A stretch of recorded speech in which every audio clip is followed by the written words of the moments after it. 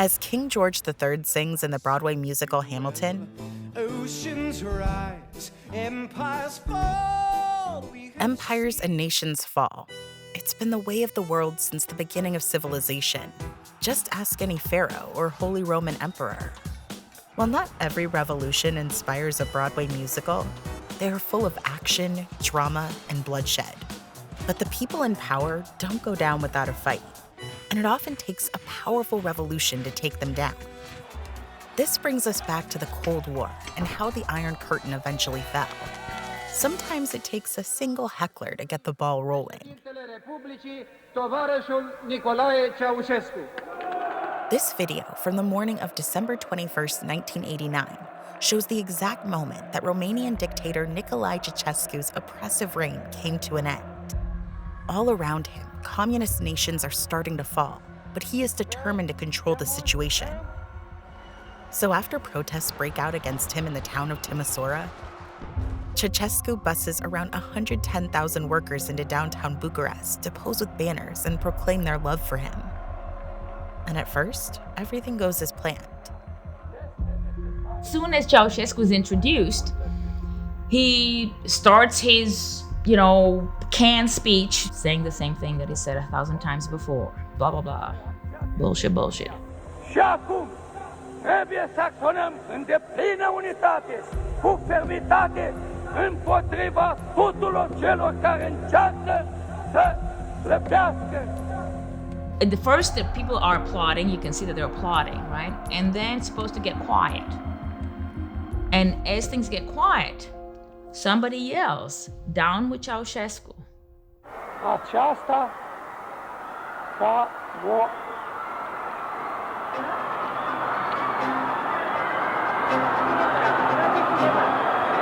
There's some screaming in the background. All of a sudden, it starts growing. And so you see in his eyes this disbelief. Așezați-vă liniștiți! Coboară!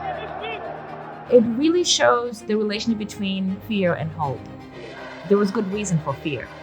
But all of a sudden, one person has the audacity to say, no more. Because they hope that somebody else will follow them. And that is the beginning of the revolution in Bucharest. This is not only a Romanian story, it's the story of authoritarian rule being brought down, not by guns and missiles, but by the voices of young people who have simply had enough. The year 1989 is momentous in world history. 1989 saw a wave of revolutions that crashed through the Iron Curtain, some violent like in Romania, but others peaceful. And collectively, they achieved what many thought was impossible: the end of the Cold War.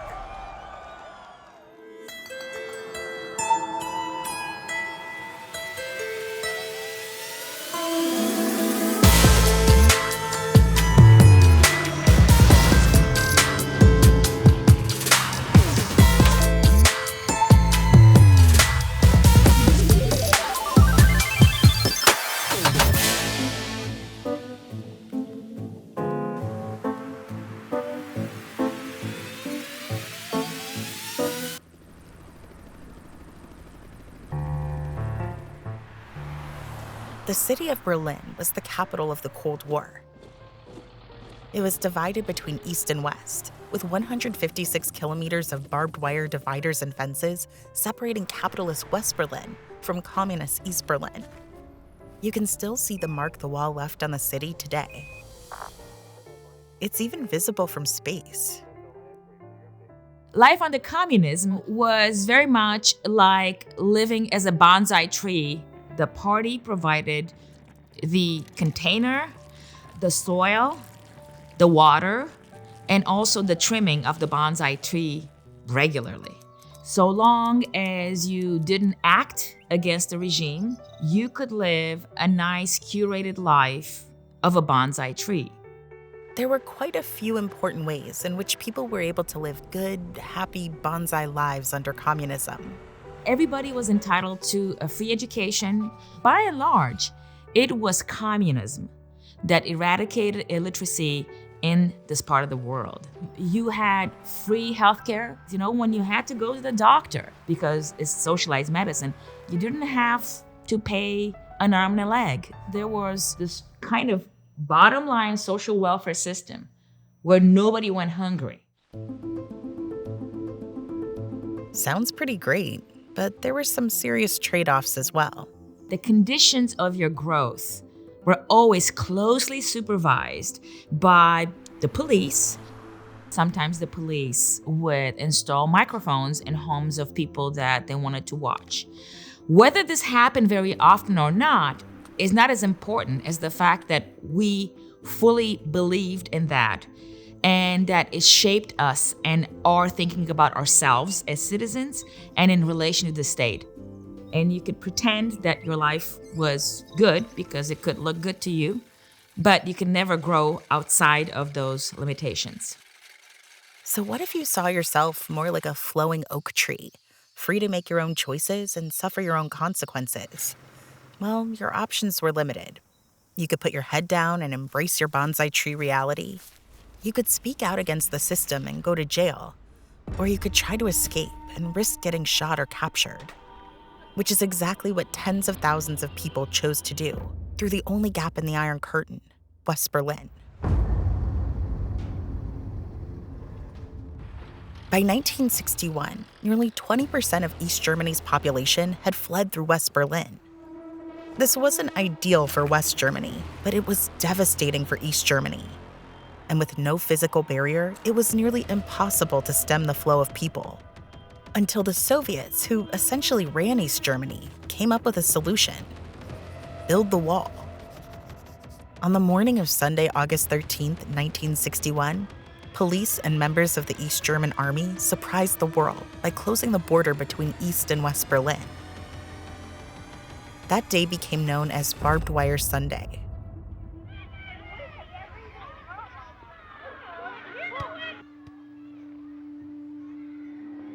East Germans and West Germans woke up that morning to learn that they'd never be able to see their grandmother, their brother, their best friend, anybody who lives on the other side of town again. But it worked. The wall stopped mass migrations. There are countless stories of separations, escapes, and deaths. It's a trauma that the entire city experienced on both sides of the wall.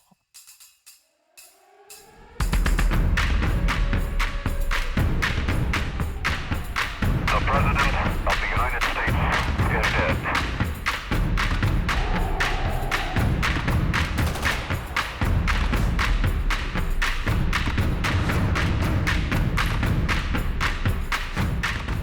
Undisturbed by protests, pop songs, and world events, the wall and the Iron Curtain continued to stand. And then this guy rose to power, Mikhail Gorbachev. Well, although he came from a rural setting, he went to Moscow University. That was the best university in the Soviet Union. That university was circumscribed by ideology, but people within its walls could speak much more freely.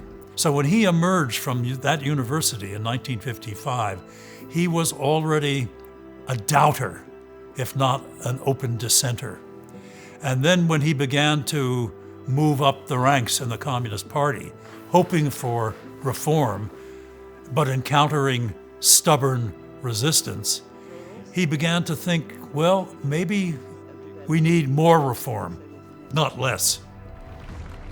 Gorbachev's vision for Russia was a radical one. He dreamt of a world that was not divided between East and West, communism and capitalism, dictatorship and democracy.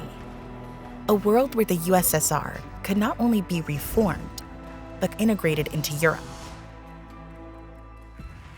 To even imagine that and to hope for it was quite a radical thing for him to do.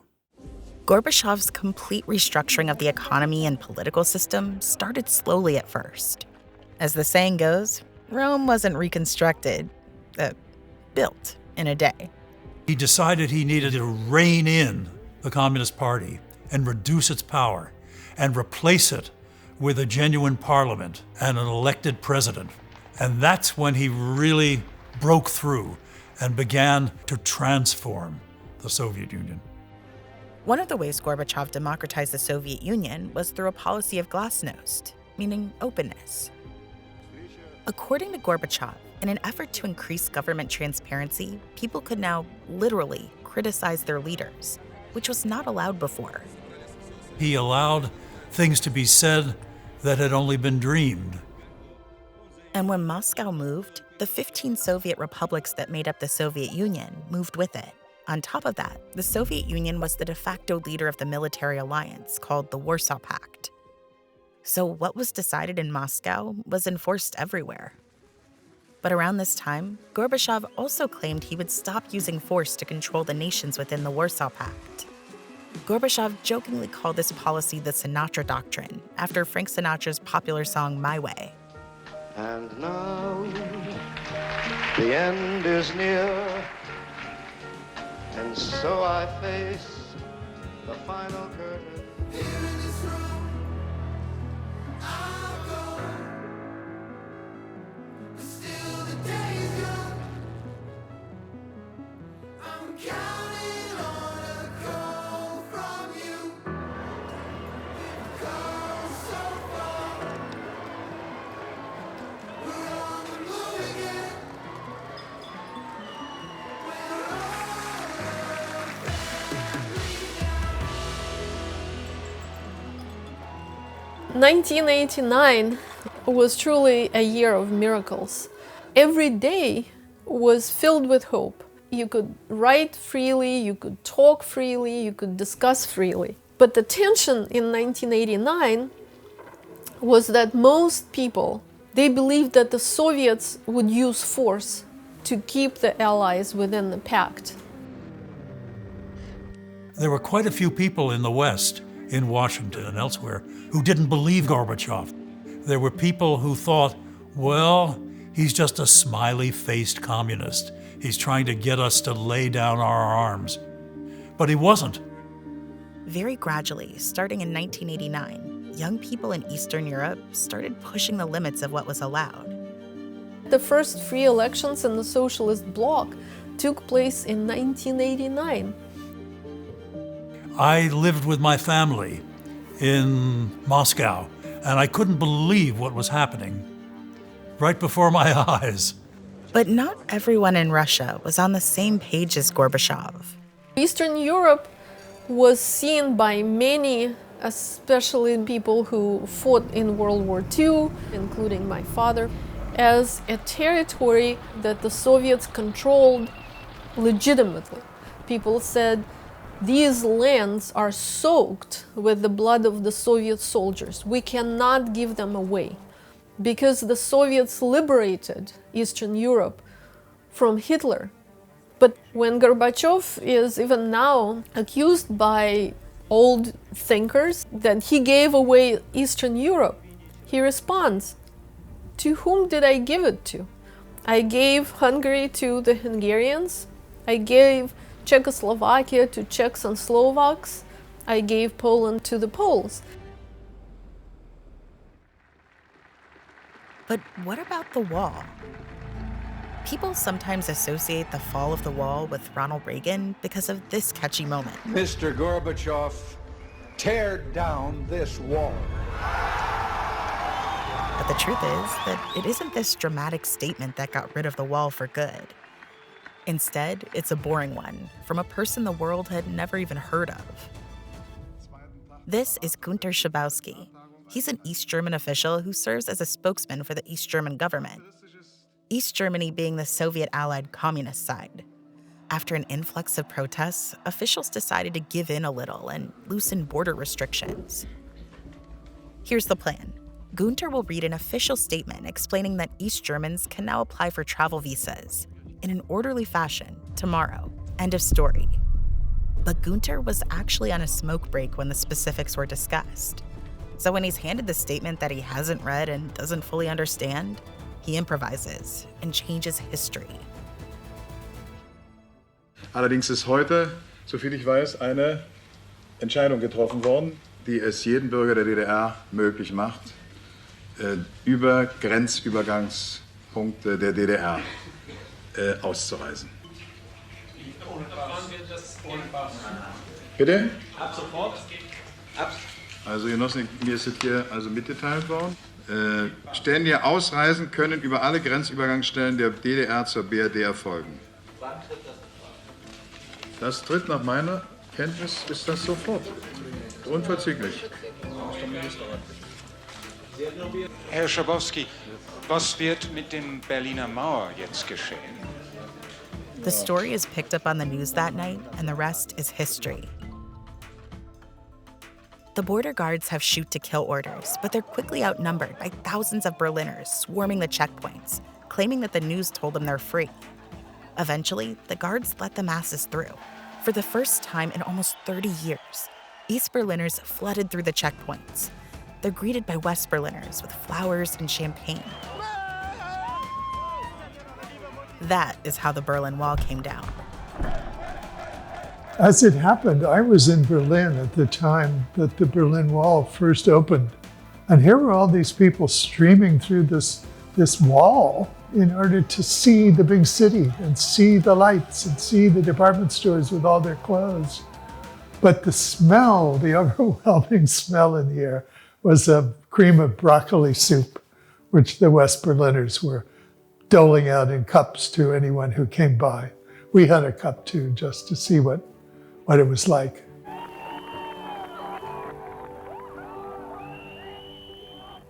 I learned later that Gorbachev's advisors did not wake him to tell him that it had fallen. I think they sensed that he not only didn't view it as a disaster, but welcomed it as part of the end of the Cold War. It's the Germans who tore down the wall, breached the wall, went through the Brandenburg Gate to freedom, and Gorbachev's real achievement is that at that moment, he ordered the Soviet troops to stay in their barracks and not make any provocative moves.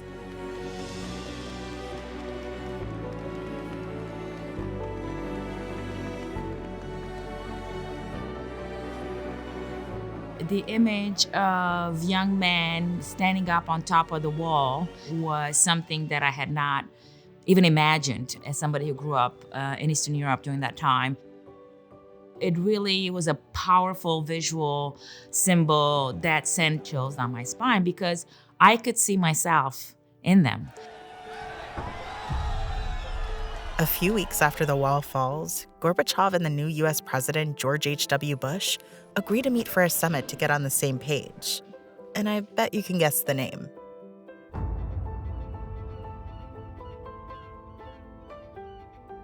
Gorbachev and Bush meet for 2 days on warships anchored in choppy seas at Malta. And nothing important is decided, but it's the symbolism that counts. As I leave Malta, I am optimistic that as the West works patiently together and increasingly cooperates with the Soviet Union, we can realize a lasting peace and transform the East-West relationship to one of enduring cooperation. By 1991, the Soviet Union is in a tough spot, economically, politically, domestically. By December of 1991, 12 out of 15 Soviet republics have declared independence. Then on Christmas Day, Gorbachev hands over the nuclear launch codes and resigns. The next day, the Soviet flag is lowered over the Kremlin, and the Russian Federation's flag is lifted. The Soviet Union was dissolved.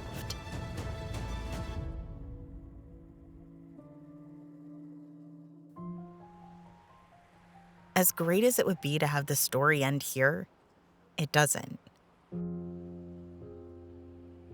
And as great as it would also be to say that the Soviet Union dissolved and turned into a democracy with a thriving free market economy, that's not what happens either. There was at least one new development everyone could enjoy: American businesses like McDonald's and Pizza Hut. Gorbachev himself even starred in a commercial. За Горбачева! За Горбачева! За Горбачева! From Pizza Hut.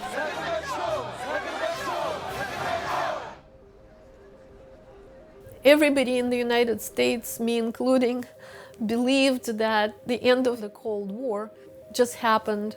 The liberal ideas won. There is no possibility of going back to the old days. And so the democratic model and capitalism are applicable across the entire world. And the United States was actively trying to help Russia reform using this model. And Russia was very resistant. And by 1995-96, people saw that democracy did not benefit them at all. In fact, they saw that democracy brought a lot of corruption. Democracy brought fixed elections. Almost every week, I think back to 1989, and I can't believe we did not use this opportunity, all of us. We were blind, we were complacent.